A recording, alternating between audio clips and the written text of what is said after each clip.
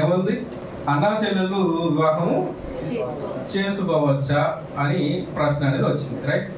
ముందుగా 2 వచనాలు చూద్దాం. కీర్తన గ్రంథంలో ఒక మాట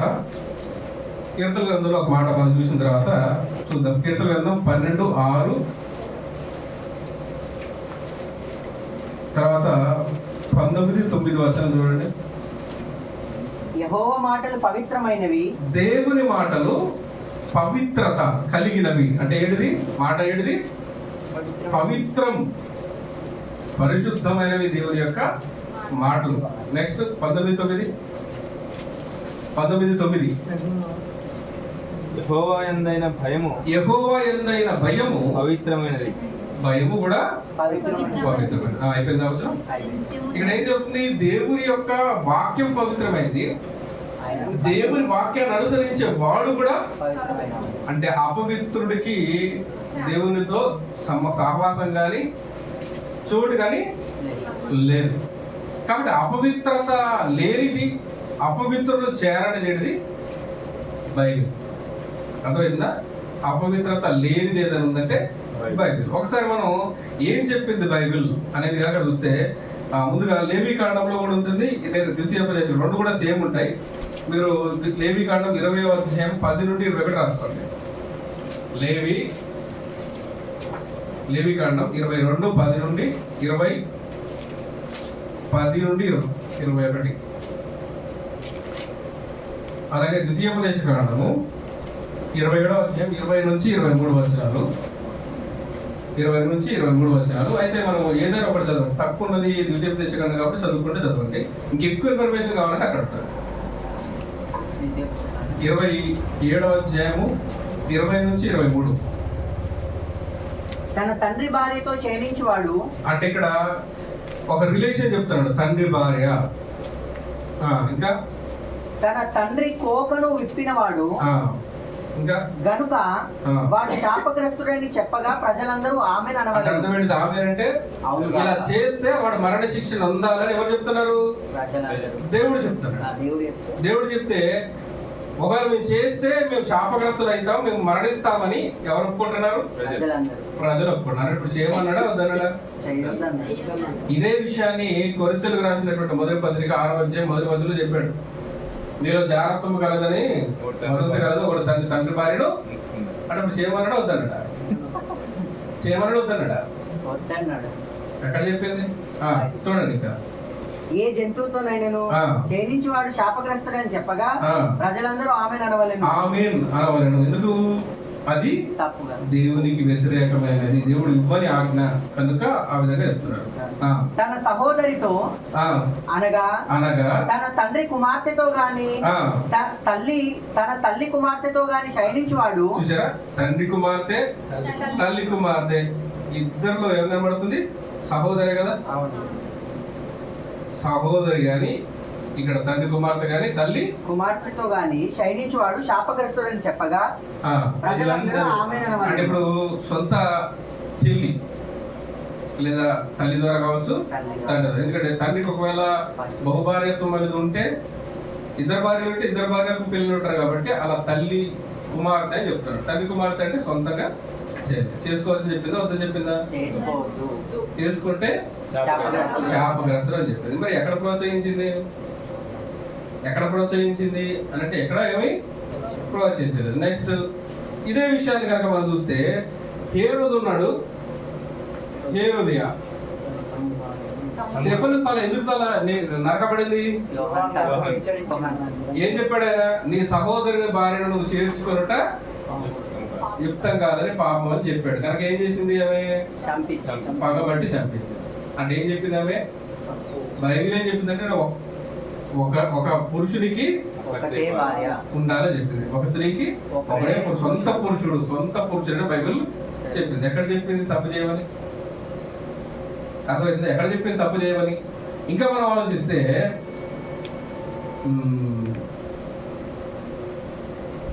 ఆది కాండంలో మనకు 20 అధ్యాయాలు కనబడుతుంది. ఎవరు? అక్కడ అబ్రహాము శారాను ఏమన్నాడు? చెల్లెలు అన్నాడు. అబ్రహాముని శారా ఏమన్నాడు? చెల్లెలు అని ఏమన్నాడు?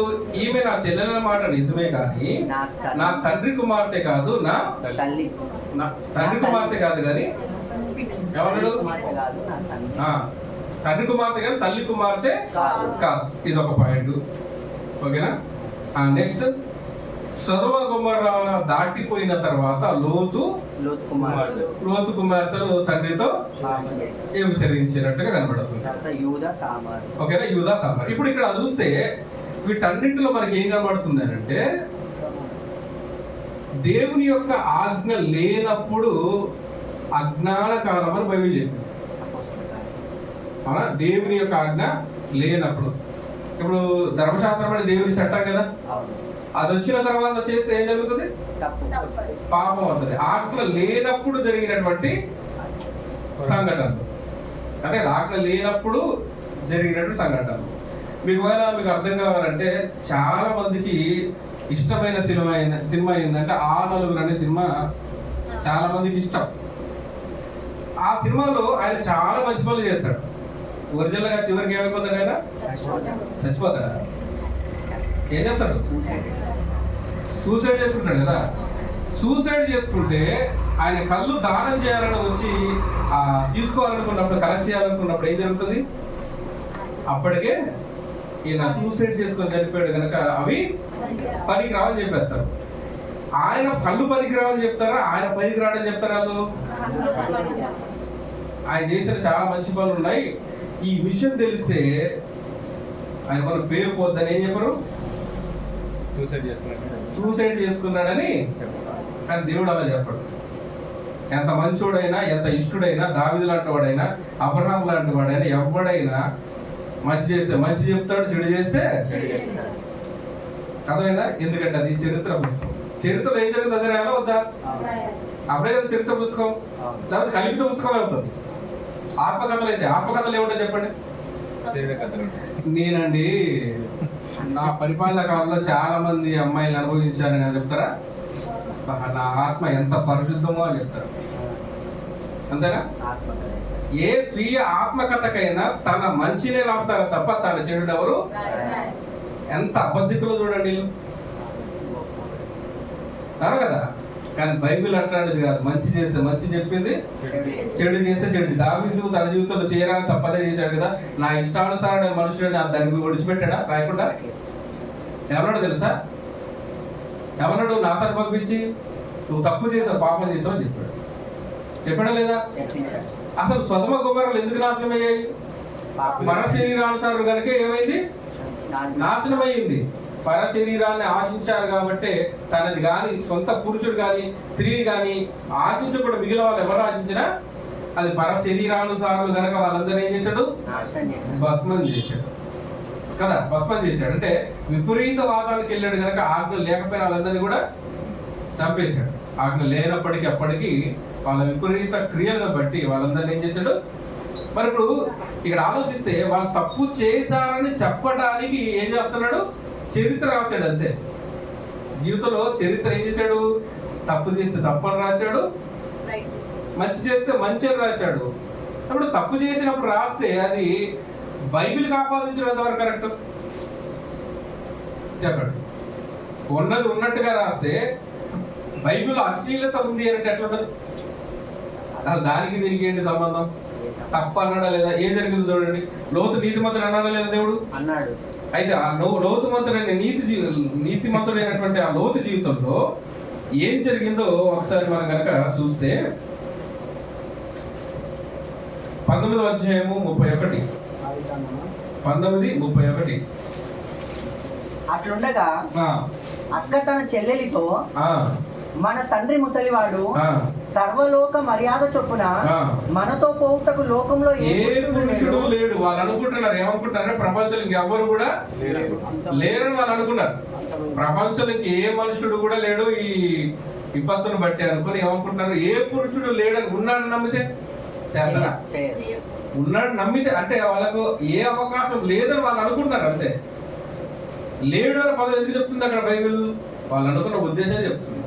లేడని వాళ్ళు అనుకున్నారు కనుక ఈ ఆలోచన చేశారు అని చెప్పింది. మన తండ్రికి ద్రాక్షారసం త్రాగించి. ఎవరు తాగించారు ఇది?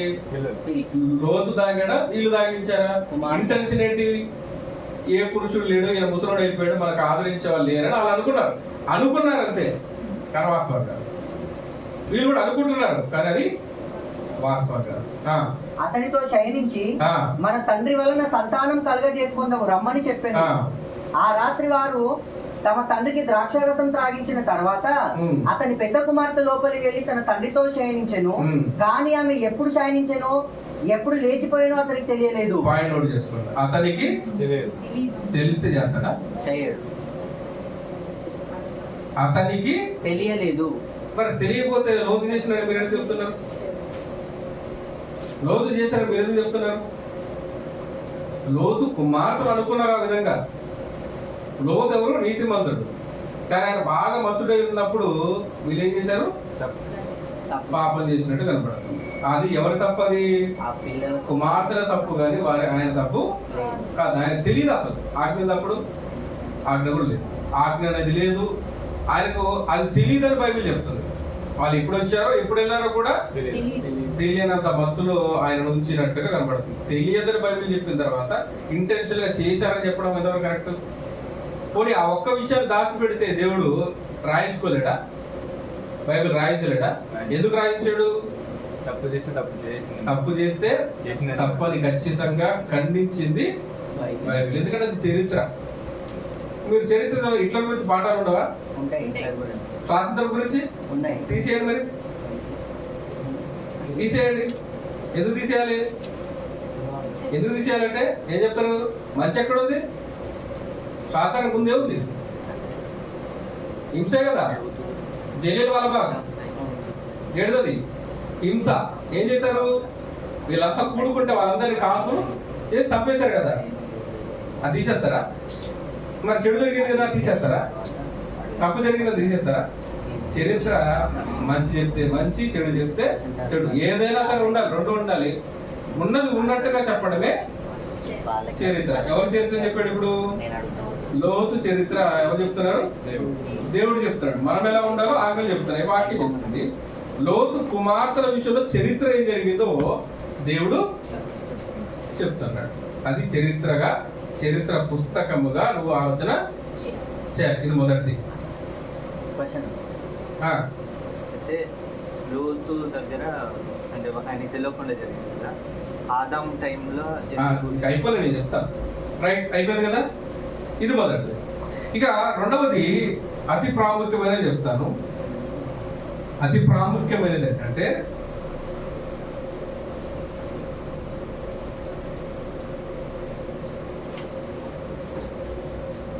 ఈ భూమి మీద మొట్టమొదటి మనిషి ఎవరు? ఆదాము. ఆదాము నుండి తీయబడినది అవ్వ. వీరిద్దరి ద్వారా దేవుడు ఏం చేయాలనుకున్నాడు? ప్రపంచాన్ని నిర్మించాలనుకున్నాడు. First thing. అందరూ ప్రపంచాన్ని నిండించాలంటే మీరు ఫలించి విస్తరించమని చెప్పాడు. ఓకేనా? ఇప్పుడు ఈ యొక్క ఆదాము అవ్వల నుండి ఈ భూమి మీద ప్రతి మనిషి, ఇంక్లూడింగ్ యూ, మీ, ఎవరి నుంచి వచ్చాం మనం? ఆదాము అవ్వల నుండి వచ్చాం. అదే కదా, ఆదాము అవ్వల నుండి వచ్చాం. ఇప్పుడు మనిషి యొక్క సైకాలజీ ఎట్లుంటుందంటే, ఉదాహరణ చెప్తాను.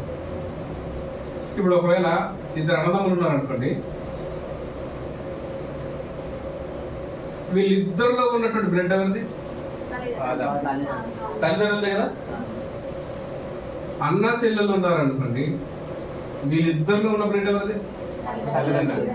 మరి వీళ్ళిద్దరు పిల్లలు చేసుకోవచ్చా? చేసుకోవచ్చా? మీరే చెప్తారు, వద్దని చెప్తారు. మరి వీళ్ళిద్దరు పిల్లలు అదేంటి? ఇద్దరిలో ఉన్నది ఒకే రక్తం కదా. అన్న చెల్లెల్లో ఉన్నదైనా ఒకే రక్తమే, అన్నదమ్ములో ఉన్నదైనా ఒకే తండ్రికి పుట్టిన బిడ్డలు కదా, ఒకే తల్లికి పుట్టిన బిడ్డలు కదా. మరి ఇప్పుడు అన్నదమ్ముల పిల్లలు ఎందుకు చేసుకోవద్దు? వాళ్ళు నీకు చెల్లి ఎట్లా అవుతారు, ఏమట్లా మరదలు ఎట్లయితుంది సైగ చేస్తానికి? అంతే కదా. అర్థమైందా? చెల్లె అని ఎవరు పిలుస్తున్నారు? ఆమె ఎట్లా చూస్తున్నారు? చూసే చూపెట్లుంది. అవునా కదా. ఇప్పుడు అన్న చెల్లెలు అంటే ఇద్దరు ఎవరి గర్భం నుంచి వచ్చారు? ఒకే గర్భం నుంచి వచ్చారు, ఒకే కుటుంబం కదా. అన్నలో ఏ రక్తం ఉందో చెల్లెలో అదే రక్తం. అన్నలో ఏ రక్తం ఉంది, తమ్ముళ్ళు. అదే రక్తం. మరి ఇప్పుడు అన్నా తమ్ముళ్ళు ఒకే రక్తం ఉన్నప్పుడు వాళ్ళ పుట్టిన పిల్లలు చేసుకోవద్దని చెప్తున్నావు. అన్నా చెల్లెలు ఒకే రక్తమైనా చేసుకోమని చెప్తున్నావు. ఇది ఎక్కడ న్యాయం? న్యాయం కాదు కదా అది. పుట్టిన పిల్లలు చేసుకోవచ్చా? నీ ప్రకారం, నీ లాజిక్ ప్రకారం చేసుకోవచ్చా? చేసుకోకూడదు. ఎందుకంటే ఇద్దరిలో ఉన్నది ఒకే రక్తం. ఒకే రక్తమే కదా ఇద్దరిలో ఉన్నది, అన్నదమ్ములో ఉన్నది ఒకే రక్తం. మరి అక్కడ ఒక రక్తం ఉన్నది కనుక అందరూ కూడా ఒకే గర్భం నుంచి వచ్చారు కదా. అన్న ఒకే గర్భము, తల్లి ఒకే గర్భం మారిందా?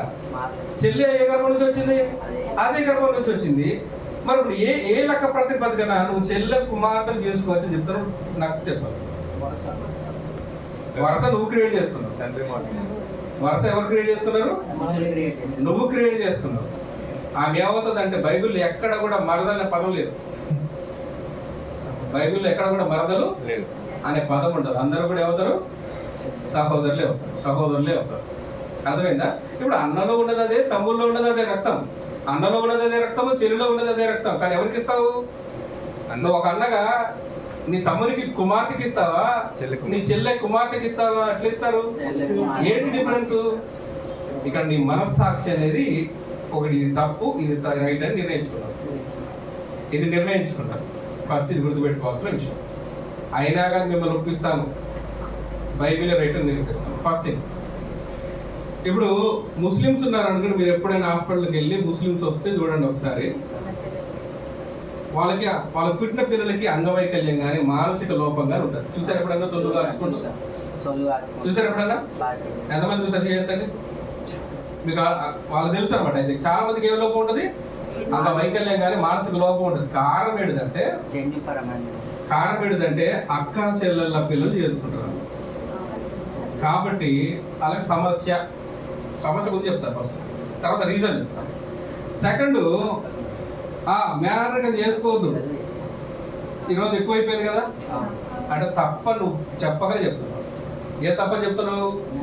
మ్యారేజ్ వద్దు, సమస్య వస్తుంది అని చెప్తున్నావు. అంటే ఈ రిలేషన్ 100% తప్పు. ఇది కూడా తప్పే. అంటే అన్నా చెల్లెల పిల్లల్ని చేసుకోవద్దు అసలు. ఇది కూడా రాంగ్ టోటల్. ఎందుకు నువ్వు తప్పు అంటున్నావు? ఇప్పుడు లోపాలు వస్తున్నాయని చెప్తున్నారా? మందబుద్ధి వస్తుందని చెప్తున్నారా పిల్లలకి? అంటే ఇది బాహ్యాటంగా మనం ఏం చూస్తున్నాం? లోపాలు కనబడుతున్నాయి, భౌతికపరమైన లోపాలు కనబడుతున్నాయి. ఇక్కడ మెంటల్ గా చాలా మంది ఎదగరు అసలు. అన్నా చెల్లెల పిల్లలు చేసుకుంటే ఎదగరు అసలు. పైగా ఇది 2 రకాలు అనమాట. ఒకటి, వంశపారపర్యంగా వచ్చేటువంటి రోగాలు ఏముంటాయో అవి పిల్లలకు సంక్రమిస్తాయి. అదే కదా రీజన్ మ్యారేజ్ వద్దనేది. ఇప్పుడు తల్లిలో ఉన్న రక్తం అదే పిల్లలకు వచ్చేసింది, అన్నలోకి అదే వచ్చింది, చెల్లెలోకి అదే వచ్చింది కదా. కాబట్టి రక్తములు ఏముంది? వంశం ఉంది, DNA ఉంది. అది మ్యాచ్ అయితే ఏం జరుగుతుంది? అర్థమైందా? వంశపారపర్యంగా వచ్చేటటువంటి వ్యాధులు రైట్ ఏంటి తెలుసా? అన్న తమ్ముల పిల్లలు చేసుకోవడం రైట్. ఒరిజినల్ రైట్ ఏంటిది? ఇప్పుడు చెప్తాను నేను ఎందుకని. ఎట్లా? ఏది రైటు? అన్నదమ్ముల పిల్లలు చేసుకోవడం రైట్. ఓకేనా? ఇప్పుడు ఇక్కడ చూద్దాం. రక్తం ఇక్కడ రక్తం మ్యాచ్ అయిందా? మ్యాచ్ అయింది కదా. జన్యువు, DNA ఈ 2 మ్యాచ్ అయితే 100% సమస్య. రక్తం మ్యాచ్ అయింది. చెల్లులో అదే రక్తము, అక్కలో అదే రక్తం. చెల్లులో అదే DNA, అక్కలో అదే DNA. కనుక ఇటు భౌతికంగా కానీ మానసికంగా 2 సమస్యలు ఎక్కడ ఉన్నాయి? అక్కా చెల్లెల పిల్లలు చేసుకుంటే ఉంది. అంటే నేను చెప్తున్నాను ఇప్పుడు తప్పని చెప్తాను. అన్నా చెల్లెల విషయంలో ఇక్కడ చూస్తే అన్నలో ఉన్నటువంటి DNA, చెల్లులో ఉన్నటువంటి DNA ఒకటే కదా? ఒకటేనా? ఒకటే కదా? చెప్తున్నా లేదా అని అంటున్నాను. ఎందుకంటే ఇక్కడ చేంజ్ లేదు, అక్కడ ఎందుకు వస్తుంది? అంటే అమ్మాయిలు అయితే మారిపోద్దా? మారదు కదా. సేమ్ జెండర్ అయితే మారుతుందా? మారదు కదా. సేమ్ జెండర్ అయినా మారదు. చదవని చెప్తాను. ఇప్పుడు DNA మ్యాచ్ అయితే ఏం జరుగుతుంది?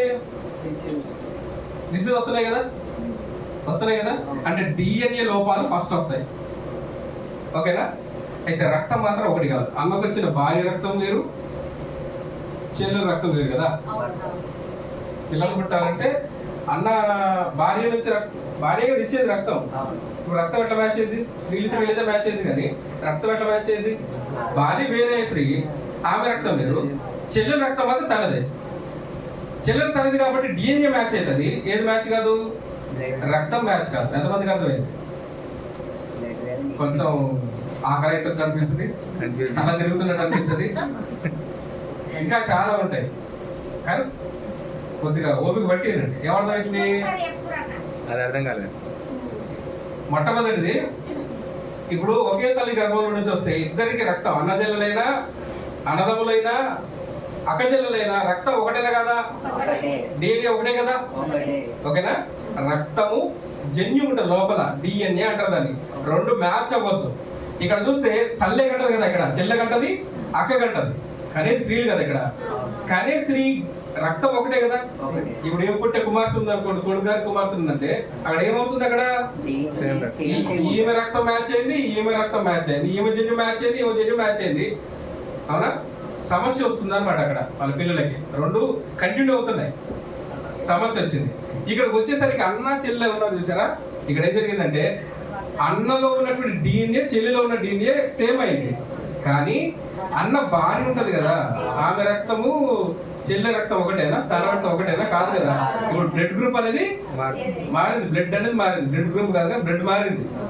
కాబట్టి ఇక్కడ ఏ లోపం వచ్చిందంటే డిఎన్ఏ లోపం ఉంటే వంశపారంగా వచ్చే వ్యాధులు 100% వచ్చే అవకాశం ఉంది. కానీ రక్తం అనేది వచ్చింది కనుక మందబుద్ధి కానీ వైకల్యం కానీ ఎక్కువగా పాక్షికంగా ఒక 50% అనుకోండి. 50% లోపం ఎవరికి ఉంటుంది? ఎవరికి ఉంటుంది? మేనరిక వల్ల వస్తుంది. ఎందుకనంటే అర్థమైందా? అన్న భార్య రక్తం వేరే, చెల్లె రక్తం వేరే వేరే. ఇది ఇక్కడ అన్న బిడ్డను ఇస్తున్నా, కొడుకు ఇస్తున్నా, అక్కడ చూడాల్సింది ఖరీదు ఎవరు? ఇక్కడ స్త్రీ కాబట్టి భార్య వేరే అవుతుంది కాబట్టి రక్తం అనేది చేంజ్ అవుతుంది. కానీ ఆల్రెడీ అన్నం నుంచే కదా అలా పుట్టిన డిఎన్ఏ, భార్య నుంచి వచ్చింది డిఎన్ఏ, కాబట్టి డిఎన్ఏ మాత్రం మ్యాచ్ అవుతుంది.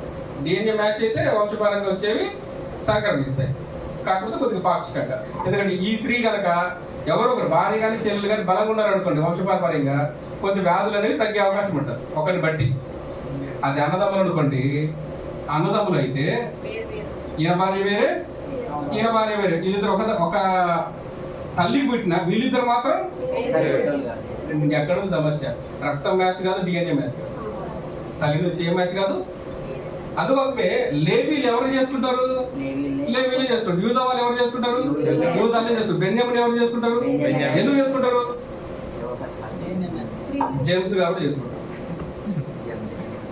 అంటే ఇప్పుడు యూదులు అంటే ఎవరు? ఇప్పుడు ప్రపంచంలో వండర్స్ అంటే ఎవరు క్రియేట్ చేస్తారు? సైంటిస్ట్ ఎవరు ఉన్నారు? నాసాలో 70%. ఎందుకంత నాలెడ్జ్ వాళ్ళకి? దేవుడు లేవీలో పుట్టినోడు లేవీలో చేసుకోమని, అన్నదమ్ముల పిల్లలు చేసుకోమని చెప్పాడు దేవుడు. అది నీకు తప్పు. ఇక్కడ నువ్వు నివసిస్తున్న నీ మనస్సాక్షికి అది నువ్వు నిర్ణయించుకున్న దానికి ఏంటిది తప్పు. ఒరిజినల్ రైట్ ఏంటిది? కానీ మన వల్ల కాదు. అంతే. అంటే ఎందుకంటే మన మనస్సాక్షి ఏమైపోయింది? బాధపడుతుంది. కాబట్టి నీ మనస్సాక్షి బాధపడకుండా చేసుకో. కానీ ఒరిజినల్ గా ఏది కరెక్ట్? ఇప్పుడు ఎవరు చెప్పారు? నేను చెప్పానా? మీరే చెప్పింది. నేను చెప్పినా? మీరు చెప్పారు. అవునా కదా? మీరే కదా చెప్పింది, నేను చెప్పినా. బైబిల్ రైట్ ఎప్పుడైనా. ఎందుకంటే దేవుడు అన్నదమ్ములు పెళ్లి చేసుకునేటప్పుడు ఎందుకురా ఇలా చేసుకుని అన్నాడా? క్రమం ఏర్పరిచింది. ఎందుకంటే వాళ్ళలో జన్యు పరంగా కానీ బ్లడ్ గ్రూప్ పరంగా కానీ వ్యాధులు కానీ ఇలాంటి ఏవి కూడా. ఈవెన్ మీకు తెలుసు, ఫస్ట్ ఇజ్రాయెల్ దేశంలో కరోనా ఎఫెక్ట్ అయినా వాళ్ళు తొందరగా రికవర్ అయ్యారు. ఎందుకయ్యారు? డిఎన్ఏ ఉన్నటువంటి శక్తి అన్నట్టు. అలాగే దేవుడు ఇచ్చిందని చెప్పకండి. దేవుడు ఇచ్చాడు, దేవుడికి ఒక క్రమం ఏర్పరిచాడు. ఇప్పుడు ఏది కరెక్ట్ అనిపిస్తుంది మీకు? దేవుడి క్రమం కరెక్ట్. అది అజ్ఞాన కాలం అని గుర్తించాలి. అవునా? ఇంకా అయిపోలేదు. ఒక సహోదరుడు ఉంటాడు, ఆయన చెప్పాడు ఏంటంటే దేవుడు ఉన్నాడు, అన్ని చూస్తాడంటాడు. ఏమట? అన్ని చూస్తాడా? అన్ని చూస్తాడు దేవుడు, అన్ని చూస్తాడు. మరి స్నానం చేస్తున్నా చూస్తారా? ప్రశ్న. ఉంటారు కదా, అజ్ఞానులు ఉంటారు కదా. మరి దేవుడు స్నానం చేస్తుంటే కూడా స్త్రీలు పాపం కాదా? ప్రశ్న. ఏడు ప్రశ్న, దేవుడు స్నానం చేస్తుంటే చూస్తున్నాడా లేదా? అవునా? ఈ ప్రశ్న కూడా ఉంటుంది. కొంతమందికి అలాంటి అజ్ఞానం అనేది ఉంటుంది. ఇప్పుడు దీనికి క్వశ్చన్కి ఆన్సర్ ఇద్దాం. ఇప్పుడు పశువులు ఉంటాయి చూసారా? పశువులు ఉంటాయి చూసినావా? మీ ఇంట్లో ఒక గేదె ఉంది, దాన్ని వెనక తీసుకెళ్ళేది ఎవరు? నువ్వే కదా. అది ఎద్దు దాడుతుందో లేదో, గేదె దున్నపోతు దాడుతుందో లేదో చూసేది ఎవరు? మనుషులే. అంటే నువ్వు కూడా అట్లా ఆలోచిస్తున్నావు? అని నువ్వు ఆలోచిస్తావులే, నాకు తెలుసు నువ్వు ఆలోచిస్తావు. కుక్కలు నక్కలు అన్ని కూడా నువ్వు అట్లా ఆలోచిస్తావు కదా. అసలు నీకు ఆ సైకిల్ వస్తుంది అక్కడ? రాదు. ఏం చూస్తావు? ఒక గర్భఫలం అనేది వస్తుంది, దాని నుంచి ఒక పశువు అవుతుంది, నాకు పాడి సంపద అవుతుంది చూస్తావు. అంతే కదా. ఏం చూస్తావు? నాకు పాడి సంపద అవుతుంది చూస్తావు. కానీ ఏం చూడవు? అశ్లీలత నువ్వు. అవునా కదా. నీ కంటికి కనబడుతున్న దాంట్లో నువ్వు అశ్లీలత చూడకపోతే నీ అవయవ నిర్మాణాన్ని నిర్మించింది ఎవరు? అవును కదా. నువ్వు ఇంట్లో పెంచుకున్న దానికి నువ్వు అశ్లీలత చూడకపోతే నీ అవయవ నిర్మాణం చేసినోడు తప్పుగా చూస్తాడా? అర్థమవుతుందా? చేసినోడు తప్పుగా చూస్తాడా? అంటే అంత జ్ఞానం లేదు, మరి ఏం చేద్దాం? అర్థమైందా? అంత జ్ఞానం లేదు, మరి ఏం చేద్దాం? పోనీ నెక్స్ట్. ఇప్పుడు మైనస్ అని ఎవరు అంటారు? బిలో 18. ఓకేనా? బిలో 18 వాళ్ళు ఏమంటారు? మైనర్. ఇప్పుడు రీప్రొడక్టివ్ సిస్టమ్ అనేది ఎక్కడ ఉంది? 8th క్లాస్ లో. అంటే అర్థం ఏంటిది? అంటే అర్థం ఏంటిది? రీప్రొడక్టివ్ సిస్టమ్ అంటే అసలు సంతానం ఎలా కలుగుతుందని విపులంగా వివరించటం ఏంటిది? సంతానం ఎలా కలుగుతుందని పురుషుడిని స్త్రీని ఇద్దరిని ఎక్స్ప్లెయిన్ చేసి సంతానం ఈ విధంగా కలుగుతుందని అవయవ భాగాలు ఏం చేస్తారు? వివరించి ఎక్స్ప్లెయిన్ చేసి చూపిస్తారు. తర్వాత వాటి గురించి చెప్తారు. ఏడుది రీప్రొడక్ట్ అంటే ఏంటి అర్థం? ప్రత్యుత్పత్తి వ్యవస్థ. ఇప్పుడు అక్కడ నేర్పిస్తున్నారు కదా, ఎవరికి నేర్పిస్తున్నారు? ఎవరికి నేర్పించారు? అంటే అర్థం ఏంటి? జ్ఞానాన్ని ఇస్తున్నారు. నీకు అర్థం కాని చెప్తాను. ఈ 18 సంవత్సరాలు వివాహం చేస్తున్నారు అనుకోండి, ఎందుకు తప్పు? ఎందుకు తప్పు? నీకు ఆ వయసు రాలేదని. పెళ్లి చేసుకునే వయసు, కాపురం చేసే వయసు, దాని నుంచి మాట్లాడే వయసు రాలేదని. ఇప్పుడు నేర్పిస్తే తప్పు కదా అది? అవునా కదా. ఇప్పుడు మా అమ్మాయిని ఎంబీబీఎస్ చేయాలని చెప్పేసి ఇప్పుడే క్లినిక్ పెట్టాడు. ఇప్పుడు ఎక్కడిది? మంచి బిల్డింగ్ కట్టి ఇది హాస్పిటల్ మిషన్ తెచ్చేసి మా అమ్మాయి ఏం చేస్తుంది? స్కానింగ్ చేస్తుంది. కాబట్టి ఇదేంటిది? Abdominal scanning. ఇలా అన్ని ఎక్స్రేలు అన్ని తెచ్చి పెట్టారండి ఆడాలని. ఇప్పుడు వాడికి ఎందుకు అది?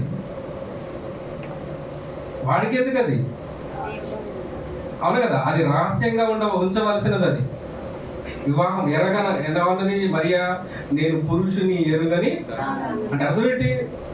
వివాహమైన తర్వాత దేవుడిచ్చినటువంటి సంబంధాన్ని బట్టి దేవుని యొక్క ఫలాన్ని ఆయన ఇస్తే అప్పుడు నువ్వు పొందుకోవాలి. మరి ఇప్పుడు దాని వలన ఇప్పుడు ఏం జరుగుతుంది? వాడికి అసలు అవసరత ఉందా? అర్హత ఉందా? మరి అర్హత లేని వాడికి, అవసరత లేని వాడికి నేర్పిస్తే మాత్రం తప్పు, మాట్లాడితే తప్పు కాదట. రాస్తాడా లేదా? నువ్వు నేర్పిస్తే రాస్తా లేదా? తప్పు కాదు అది? కాదు. మా దగ్గర చాలా ఫేమస్ ఎవరో తెలుసా? ఏ సమరమైనా సమరం అంటే అర్థం కాదు మనకి. ఏ సమరం చెప్పాలి? డాక్టర్ సమరం. ఆయన దగ్గరికి వెళ్ళారు. ఏమైంది అంటాడు. మౌనం ఉన్నాడు అంటాడు. అక్కడ ఏమైనా అంటాడు. అంటాడంట ఓపెన్ మాట్లాడతాడు. చేశాడు ఆయన నీ అవయవాలు చేశాడా? తప్పు కాదా? కాదట. చేసినోడు మాట్లాడితే మాత్రం తప్పట. చేసిన వాడికి ఆ ఆలోచన లేదద్దు. ఉందా? లేదు అసలు. ఇప్పుడు నీకు సమస్య వచ్చిందని అక్కడికి వెళితే ఆయన ఖచ్చితంగా ఏ సమస్య చెప్పాలి. ఓపెన్గా మాట్లాడు. అమ్మో బూత్ అంటే వ్యాధి దగ్గర ఏమవుతుంది? వ్యాధి ఎక్కువైపోతుంది. ఈ సమస్య ముదిరిపోతుంది. అక్కడ మాత్రం వైద్యం. అక్కడికి వెళ్ళేసరికి మాట్లాడితే వైద్యం. ఇక్కడికి వచ్చేసరికి జ్ఞానం. దేవుడు మాట్లాడితే ఇది టెలిఫోన్ పోతా ఏడుది. అంటే దేవుడి దగ్గరకు వస్తే మాత్రం ఏమవుతుంది? భూత అవుతుందా? ఎంత అజ్ఞానం ఇది కదా కదా. ఇప్పుడు ఒక ఫోన్ ఉంది, ఆ ఫోన్లో ఏ వస్తువులు ఉన్నాయి, ఏ ఐటమ్స్ ఉన్నాయో దాని గురించి మాట్లాడితే ఏమంటారు? ఎందుకంటే బూతులు మాట్లాడుతుంటారా అన్నారుగా. దేవుడు కదా చేసింది. నీ గర్భం ముందు నీకు ఒక రూపాన్ని, లేదా తల్లి గర్భం ముందు ఒక రూపాన్ని ఇచ్చింది ఎవరు? ప్రతి అవయవ నిర్మాణములు చేసింది ఎవరు? ప్రతి అవయవం అంటే అన్ని తయారు చేసింది ఎవరు? దేవుడు ఇస్తే నీకు అవయవాలు వచ్చాయి కదా. తయారు చేసిన దేవుడు భూత అంటే ఎట్లుంటది? వైద్యం చేసిన డాక్టర్ ఏమో భూత కాదు, తయారు చేసిన దేవుడు ఏమో దైవ గ్రంథంలో రాస్తేనేమో దాని గురించి భూత ఎంత. ఆలోచించే విధానము తప్పు. కనుక ఈ విషయంలో మనం చూస్తే మన ఆలోచన విధానంలో ఏం చేయాలి? మార్పు చేయాలి. ఎవరు ఎక్కడైనా ప్రోత్సహించినట్టుందా? ప్రోత్సహించినట్టుందా? ఉదాహరణకి ఒక తండ్రి ఉన్నాడు, తన కూతురు వివాహం చేశాడు, ఫస్ట్ నైట్ అని పంపించాడు. జరిగే కార్యక్రమం ఏంటిది? జరిగే కార్యక్రమం ఏముంటుంది? దాంపత్య జీవితమే కదా. దగ్గరుండి పంపిస్తారా లేదా? భూత అది. కానీ ఒరిజినల్ చూస్తే ఎట్లుంటది? ఒక తండ్రి గదిలోకి పంపిస్తున్నట్టుందా? అంటే ఇప్పుడు పెళ్లి అనే కార్యక్రమం చేస్తే అది భూత కదా, కలిపితే భూత కదా. మరి దేవుడు తయారు చేస్తే మాత్రం, దేవుడు చెప్తే మాత్రం, మాట్లాడితే మాత్రం ఏమవుతుంది అంటే అది అశ్లీలత. అర్థమవుతుందా? అంటే దేవుడు మాట్లాడుతున్నాడు, తెలియ చెప్పడానికి మాట్లాడుతున్నాడు. వాళ్ళ యొక్క గర్వాన్ని, అతిశయాన్ని, దాని గురించి మాట్లాడడానికి దేవుడు ఉపయోగించినటువంటి పదాలు ఈ భూమి మీద ఆయనకు మాత్రమే హక్కు ఉంది. ఎందుకంటే చెప్పనా, నీ అవయవాల గురించి ఇంకొక వ్యక్తి మాట్లాడితే అది అశ్లీలత కదా.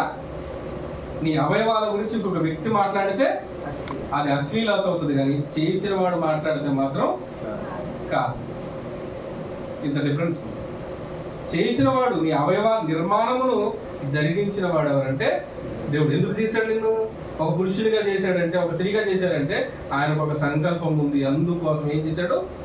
దేవుడు ఒక స్త్రీని గాను పురుషుని గాను నిర్మించెను అనే పదం చూస్తున్నాం. కనుక అశ్లీలత ముందు ఎక్కడుంది? నీ ఆలోచనలో ఉంది. ఇప్పుడు ఈ విషయంలో మీకు ఏమర్థమైంది చూడండి. ఇన్ని ఉన్నాయి కదా, ఇన్ని పాయింట్స్ చెప్పాను. ఇన్ని పాయింట్స్లో మీకు వ్యతిరేకత అనిపించింది ఏముంది? అవునా కదా. ఇంకో మాట చెప్తాను ఫైనల్గా. 2016లో మా అమ్మకు యాక్సిడెంట్ అయింది. దాదాపు 6 నెలలు కోమాలోకి వెళ్ళాను. భయంకరమైనటువంటి గాయాలతో ఇంటికి వచ్చింది. A to Z నేను చేశాను. అంటే ఇప్పుడు నేను అశ్లీలంగా చూసానా? స్నానం కూడా చేయించాను. ఇప్పుడు అశ్లీలంగా చూసానా? చూస్తానా? ఎలా చూశాను నేను? ఉంటుంది లేదా తేడా? మరి నా ముందు ఎలా కనబడుతుంది? స్నానం చేసినప్పుడు ఎలా కనబడుతుంది?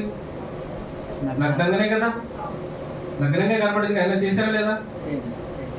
అంటే చూసే విధానాన్ని బట్టి, ఆలోచించే విధానాన్ని బట్టి అశ్లీలత అనేది వస్తుంది. అంతే కదా. ఇప్పుడు తండ్రి తన కూతురు విషయంలో అశ్లీలత లేదు, తన బాధ్యతను నెరవేరుస్తున్నాడని మనం అనుకుంటున్నాం. దేవుడి విషయంలో అశ్లీలత లేదు, దేవుడు నిర్మిస్తున్నాడు కదా. ఇంకెక్కడెక్కడ ఉంది అశ్లీలత? ఒక భార్య భర్తల దగ్గర లేదు. దేవునికి ఒక బహుమానం, ఇచ్చే బహుమానం దేవుడికి ఒక పెంచడానికి వాళ్ళు ఏకమవుతున్నారు. అందులో లేదు అశ్లీలత. అర్థమవుతుందా? దేవుని ఆజ్ఞకు వ్యతిరేకంగా, ధర్మ విరుద్ధంగా ఉన్న దాంట్లో ఏముంది? అశ్లీలత అనేది మనకు అక్కడ చోటు చేస్తుంది. అంత వ్యత్యాసం. ఇది ఎన్నోది? సరే, ఎన్నోది? నెక్స్ట్ అన్న, ఇది ఇప్పుడు ఆదాము నుండి అవ్వని తీసింది కదా, అట్లయితే అవ్వ ఆదాముకి భార్య ఎట్లయింది? కుమార్తె కావాలి కదా అని క్వశ్చన్. ఇప్పుడు అదే చెప్తున్నాను నేను. ఇప్పుడు ఆదాము నుండి అవ్వని తీశాడు. ఎందుకు తీశాడంటే ఒక పురుషుని నుండి, ఒకరి నుండే మనం అందరము కూడా. ఒక మాట చెప్తాను, దేవుడు కలగజేయాలనుకుంటే ఒకేసారి 700 కోట్ల మంది పుట్టించలేడా? పుట్టించగలడు లేదా? పుట్టించగలడు కదా. కానీ ఎందుకు ఆ క్రమాన్ని ఏర్పరచుకున్నాడు? ఎందుకు ఆ క్రమాన్ని ఏర్పరచుకున్నాడు అంటే దేవుడు ఒకరి నుండి ఈ భూమి మీద ఏమవ్వాలి, విస్తరించబడాలి. అది దేవుడు సంకల్పంలో ఇంకా చాలా విషయాలు అందులో ఇమిడి ఉన్నాయి. ఒకరి నుండి మీరందరూ కూడా భూమి మీద, ఇప్పుడు ఒక్కరి నుండి వచ్చాడని నీ సజీవ సాక్ష్యాలు పెడితేనే నువ్వు బైబిల్లో మాట్లా, ఎక్కడికక్కడ పుట్టిస్తే అది కాదు, కూతురు కావాలి కదా. జనరల్ చెప్తున్నా. అందుకోసం ఆయన చేశాడు, ఒకరి నుండే ఏం చేశాడు, సకల జాతి మనుషులను సృష్టించాడు దేవుడు. అందుకు ఇంకొక స్త్రీని తీసుకోలేదు, ఇంకో రెండో ఆప్షన్ ఇవ్వాలనుకోలేదు దేవుడు. దేవుడు ఒక్కడే కదా ఈ భూమి మీద మొట్టమొదటి మనిషి కూడా ఒక్కడే. ఆ ఒక్కరి నుండే ఏమవ్వాలి, వీళ్ళంతా రావాలి అని చెప్తున్నాడు. వీళ్ళు ఆ ఒక్కరి నుండి ఈ భూమి అందంతటా విస్తరించాలన్నది దేవుని యొక్క సంకల్పం. ఇప్పుడు మీరే ఆలోచించండి, ఈ భూమి మీద ఇప్పుడు ఈ నియమం కాకుండా మీరేం చేస్తారు అంటే ఇద్దరు పుట్టిస్తారా, ఇద్దరు వేరువేరుగా పుట్టిస్తారా, మీరేం చేస్తారు? వేరువేరుగా పుట్టిస్తే అవ్వ ఆదాముకి ఎందుకు లోపడాలి, ఎందుకు లోపడాలి, సాకారికి కావాలి. అసలు స్త్రీ అవసరం ఏముంది? అసలు ఆదాము సృష్టించినట్టు మనలందరినీ సృష్టించలేడా? సృష్టించగలడు కదా, ఏ విధంగా ఏం చేయగలడు, సృష్టించగలడు. కానీ ఆ స్త్రీ పురుషులు అన్న ఆ కారణాన్ని బట్టి ఏం చేస్తున్నాడు దేవుడు, భూమి మీద నిందించాలనే ప్రయత్నాన్ని చేస్తున్నాడు. ఆ క్రమంలో మొట్టమొదటి మనిషిని ఎక్కడ చేశాడు, రైట్. ఇప్పుడు ఒక మాట చెప్తాను, మీరు ఇప్పుడు చెల్లైనా కూతురైనా మీకు అది ఏంటిది, ఇప్పుడు కూతురు కనుక తప్పంటున్నావు కదా, అందరా కూతురు కనుక తప్పంటున్నావు, చెల్లైతే ఓకేనా నీకు? మరి ఈ ప్రశ్న వేసేవాడికి అడుగుతాను నేను. మరి ఇప్పుడు కూతురు కనుక తప్పన్నావు, ఓకే, చెల్లైతే ఓకేనా? చెల్లైతే ఓకేనా? చెల్లైతే ఓకే, గట్టిగా అడుగుతున్నా, గట్టి చెప్పండి, గట్టి చెప్పండి, గట్టి చెప్పండి. నిరూపిస్తాను, నిరూపిస్తాను. ఇప్పుడు మ్యారేజ్ కార్డు ఉందండి, వరుడు వధువు, ఈయన గురించి ఏమంటారు, పెళ్లి కుమారుడు, పెళ్లి కుమార్తె. పెళ్లి కొట్టేది ఎవరు చేస్తారా పెళ్లి? దేవుని కుమారుడికి అది. ఎందుకంటే ఆ సంకల్పం అయింది, నీది కాదు. కుమారుడికి కుమారుడు, పెళ్లి కుమారుడు అండి, నేను పెళ్లి కుమారుడు అని. నీకు బుద్ధి లేదురా, ఇద్దరు చెల్లె అన్న చెల్లెలకి అక్క చెల్లెలకి చెప్తాను పెళ్లి చేస్తాను అన్నాడు. ఎక్కడుంది? బాలకుమారుడు కాదు, బాలకుమారుడు అంటే ఏమని పెట్టాలి తెలుసా దీంట్లో? పెళ్లి కుమారుడు, పెళ్లి కోడలికి. ఇప్పుడు తల్లిదండ్రులు సైడ్ కొడుకు కదా ఆయన, వచ్చే అమ్మాయి ఎవరవుతారు, అది పెట్టాలి, పెట్టు. తర్వాత పెళ్లి కుమార్తెకి, పెళ్లి అల్లుడికి, పెళ్లి కాదా? ఒరిజినల్ రైట్ ఏంటిది? నీ కోణంలో ఆలోచిస్తే, తల్లిదండ్రుల కోణంలో ఆలోచిస్తే ఇది రైట్. దేవుడి కోణంలో ఆలోచిస్తే ఈ భూమి మీద పుట్టినటువంటి ప్రతి కుమారుడు, ఒక మాట చూపిస్తాను. యోహాను సువార్త, యోహాను సువార్త మొదటి అధ్యాయము, యోహాను రాసిన సువార్త మొదటి అధ్యాయము, మొదటి అధ్యాయము 12-13. మొదటి అధ్యాయం 12-13. ఎందరు అంగీకరించిరో యేసుక్రీస్తుని, ఇక్కడ 12-13 కదా, యేసుక్రీస్తుని ఎవరు అంగీకరించారో వారందరికీ అనగా తన నామమందు విశ్వాసం ఉంచిన వారికి అందరికీ దేవుని పిల్లలగుటకు, దేవుని పిల్లల అవకాశం ఎవరికి వచ్చింది? యేసుక్రీస్తును అంగీకరించారు అందరూ దేవుని కుమారుడు, కుమార్తె లేదా కుమార్తె కూడా లేదు. ఎందుకంటే ఆత్మకు సంబంధించి ఆత్మకి ఏం లేదు, జెండర్ లేదు, లింగ భేదం లేదు. కాబట్టి ఆత్మ పరంగా ఎవరు, కుమారుడు కుమార్తె, రైట్. ఇప్పుడు చెప్తాను, నేను స్త్రీ పురుషులు చూస్తున్నారు, అంతేనా? ఈ స్త్రీలోకి ఆత్మ ఎవరిది, పురుషుల్లోనికి ఆత్మ ఎవరిది? ఈ ఇద్దరు కూడా ఆత్మపరంగా చూస్తే అది జెండర్ కానే కాదు కదా. వీళ్ళిద్దరు ఎక్కడి నుంచి వచ్చారు? మరి ఇప్పుడు చెప్పండి, పెళ్లి చేసుకోమని చెప్పండి, పెళ్లి చేసుకోమని చెప్పండి. ఎందుకు చెప్తానంటే ఆదాము సపరేట్ అండి, అవ్వ సపరేట్ చేశాడు దేవుడు అనా అని మీరు అనుకోవట్లేదు. ఎందుకు? శరీరం ప్రకారం శరీరం ఇందులో వచ్చింది కాబట్టి అంటారు. ఇప్పుడు శరీరం వచ్చింది, ఆత్మ రావద్దా? ఆదాములకు ఆత్మ ఎట్లా వచ్చింది? అవ్వలోకి. అప్పుడు ఇద్దరు కూడా ఏమవుతారు? అనజనులు కదా, ఆత్మపరంగా అనజనులే కదా. ఆ అనజనులు చేస్తారు. ఇప్పుడు ఎవడైనా భూమి మీదకి వచ్చినటువంటి ప్రతి ఆత్మ ఎవరి వల్ల వస్తుంది? అంతే కదా. కాకపోతే ఇక్కడ పెళ్లి అనే దాంట్లో నువ్వు ఎవరు అవుతున్నావు? కుమారుడు అవుతున్నావు లేదా కుమార్తె అవుతున్నావు, అంతే డిఫరెన్స్. ఎవరి కుమారుడు ఎవరి కుమార్తెకి వివాహం చేస్తున్నాడు? దేవుని కుమారుడు, దేవుని ఒరిజినల్ మీనింగ్ అది. ఇప్పుడు చూడండి, పెళ్లి చేసుకోవా? చేసుకోవద్దా? అంటే చేసుకోవద్దు. ఇప్పుడు మరి ఎందుకు? నీలో ఉన్న ఆత్మ దేవుంది, ఆమెలో ఆమెలో ఉన్న ఆత్మ దేవుంది. పైగా ఏమైంది తెలుసా? ఇంకా భాష ముద్దుకున్నారు మీరు. భాష ముద్దుకున్న తర్వాత ఏమైపోయింది? ఏ భేదం లేదు, కులం మతం ప్రాంతం భేదం లేదు, అందరూ ఏమైపోయారు? క్రీస్తునందు దేవుని కుమారులు. ఏకమైపోతే మీరు అందరూ ఒకటైపోతే పెళ్లిళ్ళు మానేసుకోవాలి. మానేసుకుంటారా? మానిపించారు ఫస్ట్. వాడికి ఎవడైతే అక్కడ ప్రశ్న అడుగుతారో వాళ్ళకి వీళ్ళు మానిపించారు. దమ్ముంటే ఫస్ట్ ఏం చేయాలి తెలుసా? పెళ్లి కుమారుడు పెళ్లి కుమార్తె అని పదాన్ని మార్చారు. పెళ్లి కూతురు పెళ్లి అల్లుడు. ఇది ఏదో పెళ్ళలాగా ఉంది కానీ పెళ్లిలాగా లేదనుకోండి. పెళ్లి కొడుకు పెళ్లి పెళ్లి కోడలు మార్పించండి. డిఫరెన్స్ లేదా? కింద చెప్తాడు చూడండి. ఇంకా 11. వారు దేవుని వలన పుట్టిన వారే, వారు దేవుని వల్ల పుట్టిన వారే గాని రక్తము వలనైనను, రక్తం వలన శరీర వల్ల పుట్టిన వారు కారు. కాదు. మనందరం ఎవరు? దేవునికి ఆత్మ సంబంధంగా పరలోక రాజ్యానికి వారసులైనటువంటి దేవుని పిల్లలు. ఈ భూమి మీద వాళ్ళంతా ఎవరు? దేవుని పిల్లలే. శరీర ప్రకారం వేరవచ్చు, కానీ ఆత్మ ఎవరిది? దేవునిది. ఆత్మ లేకపోతే శరీరం నిష్ప్రయోజనం. మరి ఆత్మ ఏ భేదం చెప్తావు? లింగ భేదం అక్కడ కేసు అంటారా? అది కూడా జెండరే. అట్లా కూడా అది కూడా అదే కదా. మరి ఇప్పుడు మేము స్త్రీ పురుషులు చేసుకోవాలంటే నువ్వేం చేయాలి? అట్లా కూడా ఏమవుతుంది? అది అన్నదమ్ములు అవుతారు కదా. అవును. అట్లా కూడా పనికిరాదు. ఎందుకంటే అందరూ కూడా దేవునికి సమానం పిల్లలు. పిల్లలే. మరి ఈ లెక్క ప్రకారం ఎవరికి పెళ్లిళ్ళు అయ్యే అవకాశం లేదు. ఇంకెక్కడ ఉంది ఛాన్స్? సెక్స్ అర్థమైంది కదా? డౌట్ ఉంది ఇంకా? మూడు అవుతుంది. వాళ్ళు పట్టు మరి కాగితం రాయించి పెళ్లి చేసుకున్నారని ఈ మాట చెప్పి చెల్లెని చేసుకోరని కాగితం రాయించి చెప్పారు ఈ మాట. ఓకేనా?